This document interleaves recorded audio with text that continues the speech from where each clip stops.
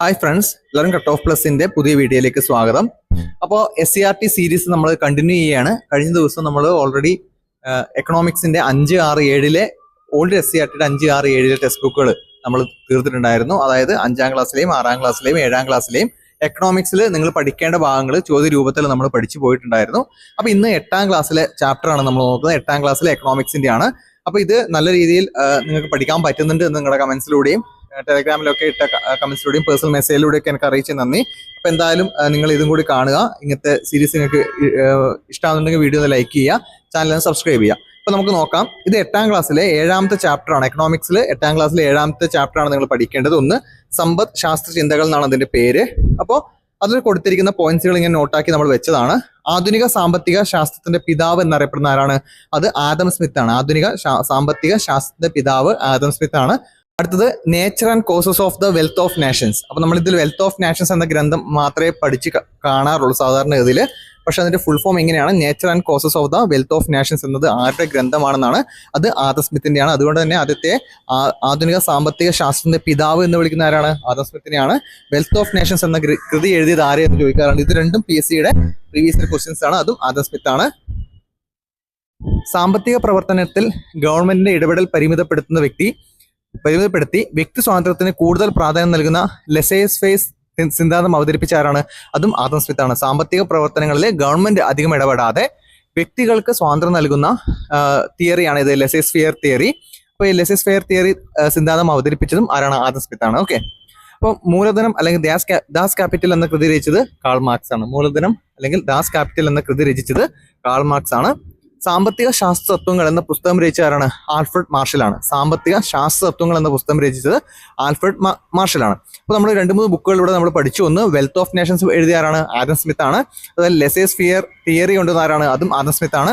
മൂലധനം അല്ലെങ്കിൽ ദാസ് ക്യാപിറ്റൽ എന്ന കൃതി രചിച്ച ആരാണ്? അത് കാൾ മാർക്സ് ആണ്. സാമ്പത്തിക ശാസ്ത്ര തത്വങ്ങൾ എന്ന പുസ്തകം രചിച്ച ആരാണ്? അത് ആൽഫ്രഡ് മാർഷലാണ്. സാമ്പത്തിക ശാസ്ത്ര തത്വങ്ങൾ എന്ന പുസ്തകം രചിച്ചത് ആൽഫ്രഡ് മാർഷലാണ്.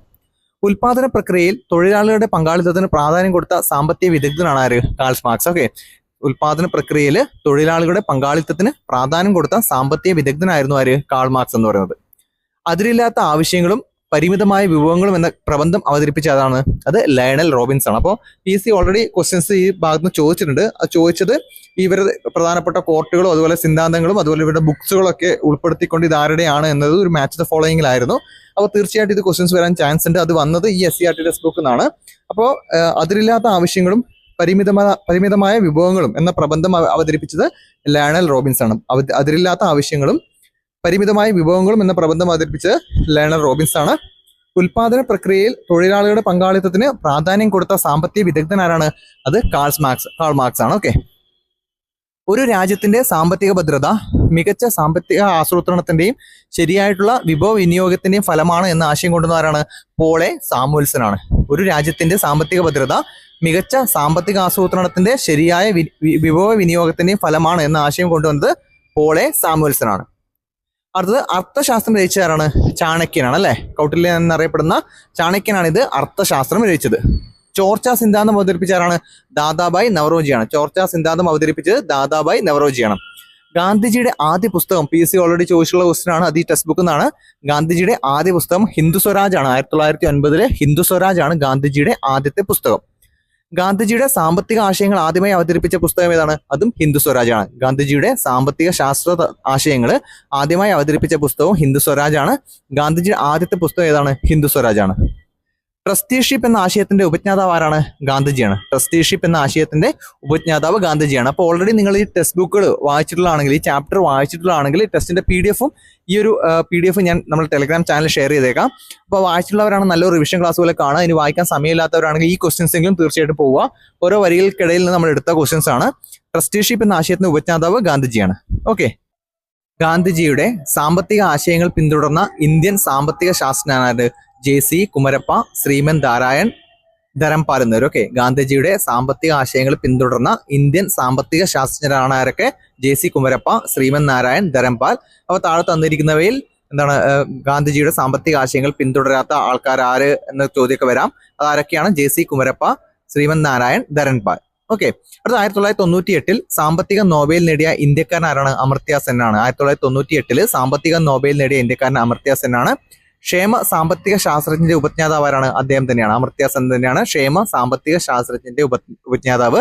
അദ്ദേഹത്തിനാണ് 1998 സാമ്പത്തിക നോബൽ നേടിയത്. ഇനി ബ്രിട്ടീഷ് ചൂഷണത്തിന്റെ സാമ്പത്തിക പ്രത്യാഘാതങ്ങളെ കുറിച്ച് പ്രതിപാദിച്ച ഇന്ത്യൻ സാമ്പത്തിക ശാസ്ത്ര വിദഗ്ധരാണ് ദാദാഭായ് നവറോജിയും രമേശ് ചന്ദ്രദത്ത്. ഓക്കെ, ബ്രിട്ടീഷ് ചൂഷണത്തിന്റെ സാമ്പത്തിക പ്രത്യാഘാതങ്ങളെ കുറിച്ച് പ്രതിപാദിച്ച ഇന്ത്യൻ സാമ്പത്തിക ശാസ്ത്ര വിദഗ്ധരാണ് ദാദാഭായ് നവറോജി, രമേശ് ചന്ദ്രദത്ത്. അപ്പൊ ഇത്രയാണ് 8ാം ക്ലാസ്സിലെ 7ാം ചാപ്റ്റർ നിങ്ങൾക്ക് പഠിക്കാനുള്ളത്. ഇപ്പൊ 8ാം ക്ലാസ് ഒക്കെ ആയതുകൊണ്ടാണ് നിങ്ങൾക്ക് അധികം ഡീറ്റെയിൽഡ് ആയിട്ട് പഠിക്കേണ്ട കാര്യമില്ലാത്തത്. നമുക്ക് PSC പരീക്ഷ എഴുതുന്നവരാണല്ലോ. അപ്പൊ നമുക്കിനി അടുത്തത് 8ാം ക്ലാസ്സിലെ 11ാമത്തെ പാഠം നോക്കാം. ഇന്ത്യയും സാമ്പത്തിക ആസൂത്രണവും എന്നതാണ് ചാപ്റ്ററിന്റെ പേര്. ബ്രിട്ടീഷ് ചൂഷണവും ഇന്ത്യയുടെ വികസന മുരടിപ്പും എങ്ങനെ തരണം ചെയ്യാമെന്ന് ചർച്ച ചെയ്ത INC സമ്മേളനമാണ് ഇത് 1931 കറാച്ചി സമ്മേളനം. ബ്രിട്ടീഷ് ചൂഷണവും ഇന്ത്യയുടെ വികസന മുരടിപ്പും എങ്ങനെ തരണം ചെയ്യാം എന്ന് ചർച്ച ചെയ്ത INC സമ്മേളനമാണ് 1931 കറാച്ചി സമ്മേളനം. ജവഹർലാൽ നെഹ്റുവിന്റെ നേതൃത്വത്തിൽ ദേശീയ ആസൂത്രണ സമിതി, അതായത് നാഷണൽ പ്ലാനിംഗ് കമ്മിറ്റി രൂപീകരിച്ച വർഷം എത്രയാണ്? 1938 ആണ്. ജവഹർലാൽ നെഹ്റുവിന്റെ നേതൃത്വത്തിൽ ദേശീയ ആസൂത്രണ സമിതി, നാഷണൽ പ്ലാനിംഗ് കമ്മിറ്റി രൂപീകരിച്ച വർഷം 1938 ആണ്. ഒരു സംഘം വ്യവസായികൾ ചേർന്ന് തയ്യാറാക്കിയാണ് ബോംബെ പ്ലാൻ. ഒരു സംഘം വ്യവസായികൾ ചേർന്ന് തയ്യാറാക്കിയ പ്ലാന്റെ പേര് ഏതാണ്? ബോംബെ പ്ലാൻ ആണ്. ജനകീയ പദ്ധതി രൂപീകരിച്ച ആരാണ്? MN റോയി ആണ്. 1945 ജനകീയ പദ്ധതി രൂപീകരിച്ചത് MN റോയി ആണ്. ബോംബെ പ്ലാന്റെ വർഷം എത്രയാണ്? 1944 ആണ്. ബോംബെ പ്ലാൻ 1944 ആണ്. ജനകീയ പദ്ധതി രൂപീകരിച്ചത് MN റോയി ആണ് 1945.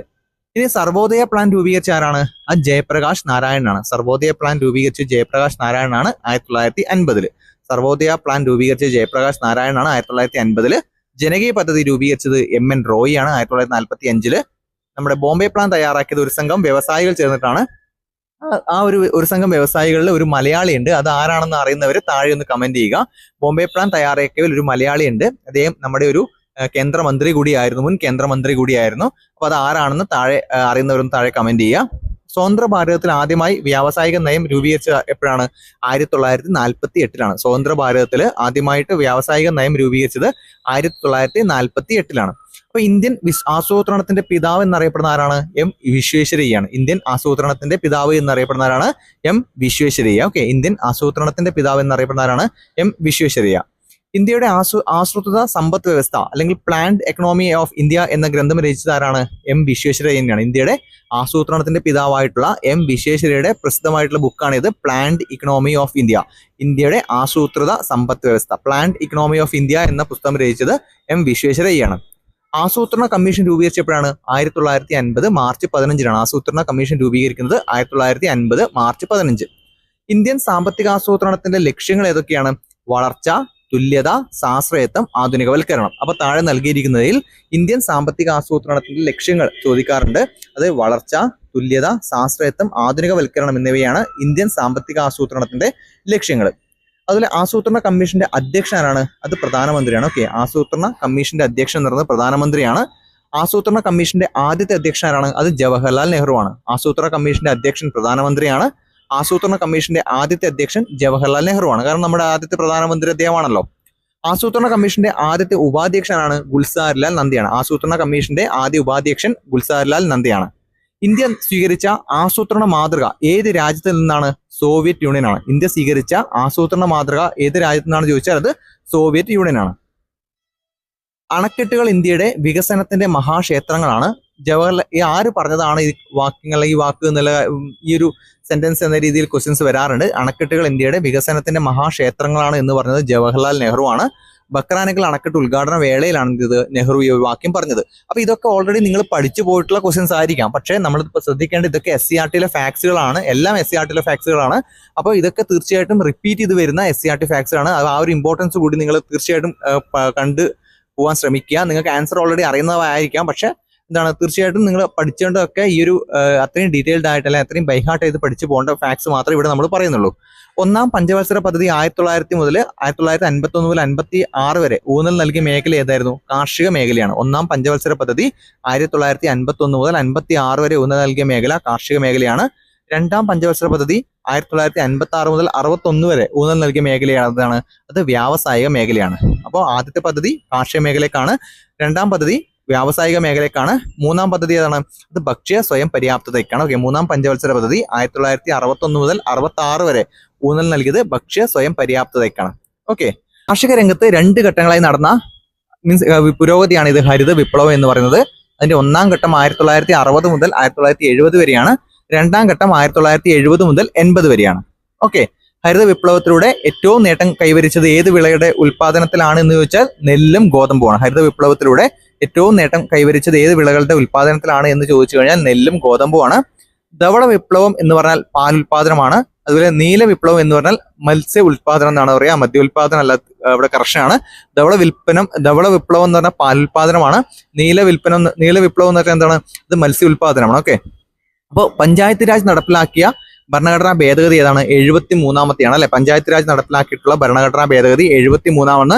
1992 പാർലമെന്റ് പാസ്സാക്കുകയും 1993 നിലവിൽ വരികയും ചെയ്തു. പഞ്ചായത്ത് രാജ് നടപ്പിലാക്കിയിട്ടുള്ള ഭരണഘടനാ ഭേദഗതി 73-ആണ്. അപ്പൊ 1992 പാസ്സാക്കുകയും 93 നിലവിൽ വരികയും ചെയ്തു. നഗരപാലികാ സംവിധാനം നടപ്പിലാക്കിയ ഭേദഗതി ഏതാണ്? 74-ആണ്. 74-ാം ഭേദഗതിയിലാണ് നഗരപാലികാ സംവിധാനം നടപ്പിലാക്കിയത്. അത് 1992 പാർലമെന്റ് പാസ്സാക്കുകയും 93 നിലവിൽ വരികയും ചെയ്തു. ഓക്കെ, അത് വികേന്ദ്രീയാസൂത്രണം നടപ്പിലാക്കിയ പഞ്ചവത്സര പദ്ധതി ഏതാണ്? അത് 9-ാം പഞ്ചവത്സര പദ്ധതിയാണ്. ഈ പദ്ധതി കാലത്താണല്ലോ പഞ്ചായത്ത് രാജും അതുപോലെ നഗരപാലികാ സംവിധാനം ഒക്കെ നിലവിൽ വരുന്നത്. അത് ഏത് പഞ്ചവത്സര പദ്ധതി കാലത്താണ്? 9-ാമത്തെ പഞ്ചവത്സര പദ്ധതി കാലത്താണ്. ഓക്കെ, അപ്പോൾ വികേന്ദ്രീയാസൂത്രണത്തിൽ പഞ്ചായത്തിലെ 3 തലങ്ങൾ ഏതൊക്കെയാണ്? 1 ഗ്രാമപഞ്ചായത്ത്, 3 ബ്ലോക്ക് പഞ്ചായത്ത്, പിന്നെ ജില്ലാ പഞ്ചായത്ത്. ഓക്കെ, ഗ്രാമപഞ്ചായത്ത്, ബ്ലോക്ക് പഞ്ചായത്ത്, ജില്ലാ പഞ്ചായത്ത് എന്നിങ്ങനെ 3 തലങ്ങളിലാണ് ഈ വികേന്ദ്രീയാസൂത്രണം ഇന്ത്യയിൽ നടപ്പിലാക്കിയത്. അപ്പൊ അതിന്റെ പ്രധാനപ്പെട്ട പങ്കുവഹിക്കുന്ന ഘടകം ഏതാണ്? ഗ്രാമസഭയാണ്. വികേന്ദ്രീയാസൂത്രണത്തിൽ മുഖ്യ പങ്കുവഹിക്കുന്ന ഘടകം എന്ന് പറഞ്ഞാൽ അത് ഗ്രാമസഭയാണ്. ഓക്കെ, അടുത്തത് ആസൂത്രണ കമ്മീഷന് പകരം നിലവിൽ വന്ന സംവിധാനം ഏതാണ്? അത് നീതി ആയോഗാണ് അല്ലെ. National institution for transforming India, അതാണ് നീതി ആയോഗിന്റെ ഫുൾ ഫോം. ആസൂത്രണ കമ്മീഷന് പകരം നിലവിൽ വന്ന സംവിധാനമാണ് ഇത് നീതി ആയോഗ് എന്ന് പറയുന്നത്. ഓക്കെ, നീതി ആയോഗിന്റെ അധ്യക്ഷനാണ്? അത് പ്രധാനമന്ത്രിയാണ്. നീതി ആയോഗിന്റെ അധ്യക്ഷൻ പ്രധാനമന്ത്രിയാണ്. നിലവിലെ അധ്യക്ഷൻ നമുക്കറിയാം നരേന്ദ്രമോദിയാണ്. നീതി ആയോഗിന്റെ ഭരണസമിതിയിലെ അംഗങ്ങൾ ആരൊക്കെയാണ്? അധ്യക്ഷനുണ്ട്, മുഖ്യമന്ത്രിമാരുണ്ട്, ലഫ്റ്റനന്റ് ഗവർണർമാരുണ്ട്, പിന്നെ പ്രധാനമന്ത്രി നിയോഗിക്കുന്ന ഉപാധ്യക്ഷനുണ്ട്, സ്ഥിര അംഗങ്ങളുണ്ട്, 2 പാർട്ട് ടൈം അംഗങ്ങളുണ്ട്, 4 അനൗദ്യോഗിക അംഗങ്ങളുണ്ട്, ചീഫ് എക്സിക്യൂട്ടീവ് ഓഫീസർ ഉണ്ട്. ഓക്കെ, അപ്പൊ നീതി ആയോഗിന്റെ ഭരണസമിതി എന്ന് പറയുന്ന അധ്യക്ഷനുണ്ട്, മുഖ്യമന്ത്രിമാരുണ്ട്, ലഫ്റ്റനന്റ് ഗവർണർമാരുണ്ട്, പ്രധാനമന്ത്രി നിയോഗിക്കുന്ന ഉപാധ്യക്ഷനുണ്ട്, സ്ഥിരം അംഗങ്ങളുണ്ട്, 2 പാർട്ട് ടൈം അംഗങ്ങളുണ്ട്, 4 അനൗദ്യോഗിക അംഗങ്ങളുണ്ട്, ചീഫ് എക്സിക്യൂട്ടീവ് ഓഫീസർ ഉണ്ട്. ഓക്കെ, അടുത്തത് പ്രധാന സർവകലാശാലകളിലും ഗവേഷണ സ്ഥാപനങ്ങളിലും ഉള്ളവരെയാണ് താൽക്കാലിക അംഗങ്ങളായി നിയമിക്കുന്നത്. പ്രധാനമന്ത്രി നിയോഗിക്കുന്ന 4 കേന്ദ്ര മന്ത്രിമാരാണ് അനൗദ്യോഗിക അംഗങ്ങൾ എന്ന് പറയുന്നത്. ചീഫ് എക്സിക്യൂട്ടീവ് നിയമിക്കുന്നതുമാരാണ്? പ്രധാനമന്ത്രിയാണ്. അപ്പൊ ഇതിന്റെ നീതി ആയോഗിന്റെ തലവനും മറ്റ് നിയമനങ്ങൾ നടത്തുന്നതുമാരാണ്? അത് പ്രധാനമന്ത്രിയാണ്. ഓക്കെ, അപ്പോൾ അത് കൂടാതെ ടെക്സ്റ്റ് ബുക്കിൽ ഒരു ടേബിൾ തന്നിട്ടുണ്ട്. അതിൽ പഞ്ചവത്സര പദ്ധതി, അതിന്റെ കാലയളവ്, ലക്ഷ്യം പറഞ്ഞിട്ടുണ്ട്. അപ്പോൾ 1-ാമത്തെ മുതൽ 12-ാമത്തെ പഞ്ചവത്സര പദ്ധതി വരെ നമുക്ക് ഇപ്പം നിലവിൽ അവസാനം ഉണ്ടായിരുന്നത് 12-ാമത്തെ പഞ്ചവത്സര പദ്ധതിയാണ്. വർഷം 2012 മുതൽ 2017 വരെയുള്ളത്. അപ്പോൾ അതിന്റെ ആദ്യത്തെ 1-ാം പഞ്ചവത്സര പദ്ധതി കാലഘട്ടം നമ്മൾ പറഞ്ഞതാണ് 1951 മുതൽ 56 വരെ. അവിടെ കാർഷിക മേഖലയുടെ സമഗ്ര വികസനമായിരുന്നു ആദ്യത്തെ പഞ്ചവത്സര പദ്ധതിയുടെ ലക്ഷ്യം. 56 മുതൽ 61 വരെ വ്യാവസായിക വികസനമാണ്. 3-ാം പഞ്ചവത്സര പദ്ധതി കാലം 1961 മുതൽ 66 വരെ ഭക്ഷ്യ സ്വയം പര്യാപ്തത, സമ്പദ്ഘടനയുടെ സ്വയം പര്യാപ്തത എന്നിവയാണ്. 4-ാമത്തത് 69 മുതൽ 74 വരെയാണ്. സ്ഥിരതയോടുകൂടിയ വളർച്ച, സ്വാശ്രയത്വമാണ്. 5-ാമത് 74 മുതൽ 79 വരെയാണ്. ദാരിദ്ര്യ നിർമ്മാർജ്ജനം. 6-ാമത് 80 മുതൽ 85 വരെയാണ്. കാർഷിക വ്യാവസായിക മേഖലകളുടെ അടിസ്ഥാന സൗകര്യങ്ങൾ മെച്ചപ്പെടുത്തൽ. 7-ാം പഞ്ചവത്സര പദ്ധതി 1985 മുതൽ 90 വരെയാണ്. ആധുനികവൽക്കരണം, തൊഴിലവസരങ്ങളുടെ വർധനവ് എന്നിവ. 8-ാം പഞ്ചവത്സര പദ്ധതി 1992 മുതൽ 97 വരെയാണ്. മാനവശേഷി വികസനം. 9-ാം പഞ്ചവത്സര പദ്ധതി 97 മുതൽ 2002 വരെയാണ്. ഗ്രാമീണ വികസനവും വികേന്ദ്രീയാസൂത്രണവും. 10-ാം പഞ്ചവത്സര പദ്ധതി 2002 മുതൽ 2007 വരെ മൂലധന നിക്ഷേപം വർദ്ധിപ്പിക്കുക. 11-ാം പഞ്ചവത്സര പദ്ധതി 2007 മുതൽ 2012 വരെയാണ്. മുഴുവൻ ജനവിഭാഗങ്ങളുടെയും സമഗ്ര വികസനം. 12-ാം പഞ്ചവത്സര പദ്ധതി 2012 മുതൽ 2017 വരെ സുസ്ഥിര വികസനം. അപ്പൊ ഇത്രയാണ് നിലവിൽ 12 പഞ്ചവത്സര പദ്ധതികളുടെ ലക്ഷ്യങ്ങൾ, പ്രധാനപ്പെട്ട ലക്ഷ്യങ്ങൾ. കൂടുതൽ ഡീറ്റെയിൽഡ് ആയിട്ട് നിങ്ങൾ പഞ്ചവത്സര പദ്ധതികൾ പഠിക്കുമല്ലോ. അപ്പൊ SCERT ഫാക്ടിൽ അല്ലെ SCERT ടെക്സ്റ്റ് ബുക്കിൽ കൊടുത്തിരിക്കുന്ന ലക്ഷ്യങ്ങൾ ഇവയൊക്കെയാണ്. അപ്പോൾ ഇതോടുകൂടി 8-ാം ക്ലാസ്സിൽ നമുക്ക് പഠിക്കേണ്ട എക്കണോമിക്സിന്റെ ഭാഗങ്ങൾ ഇവിടെ കഴിയുകയാണ്. അപ്പോൾ നിങ്ങൾക്ക് ക്ലാസ് ഇഷ്ടപ്പെട്ടിട്ടുണ്ടാവുമെന്ന് വിചാരിക്കുന്നു. ഉപകാരപ്പെട്ടെങ്കിൽ ഈ വീഡിയോ ഒന്ന് ലൈക്ക് ചെയ്യുക, ചാനൽ ഒന്ന് സബ്സ്ക്രൈബ് ചെയ്യുക, നിങ്ങളുടെ കൂട്ടുകാരിലേക്ക് ഒന്ന് ഷെയർ ചെയ്ത് കൊടുത്തേക്കുക. ഇങ്ങനെ നമുക്ക് 9ാം ക്ലാസ്സിൻ്റെയും 10ാം ക്ലാസ്സിൻ്റെയും കൂടി എക്കണോമിക്സ് ബാക്കിയുണ്ട്. അങ്ങനെ ഓരോ വിഷയമായിട്ട് നമുക്ക് തീർക്കാം. ഇതിൻ്റെ PDF-ഉം ടെസ്റ്റിൻ്റെ PDF-ഉം നമ്മുടെ ടെലഗ്രാം ചാനൽ ഞാൻ ഷെയർ ചെയ്യാം. ടെലഗ്രാം ചാനൽ ജോയിൻ ചെയ്യാത്തവർ കട്ട് ഓഫ് പ്ലസ് എന്ന് ടെലഗ്രാം സെർച്ച് ചെയ്താൽ മതി, അല്ലെങ്കിൽ ഡിസ്ക്രിപ്ഷൻ ബോക്സിൽ അതിൻ്റെ ലിങ്ക് ഉണ്ടാവും. അപ്പോൾ എല്ലാവർക്കും പെട്ടെന്ന് തന്നെ ജോലി കിട്ടട്ടെ, എല്ലാവർക്കും നന്നായി വരട്ടെ. താങ്ക്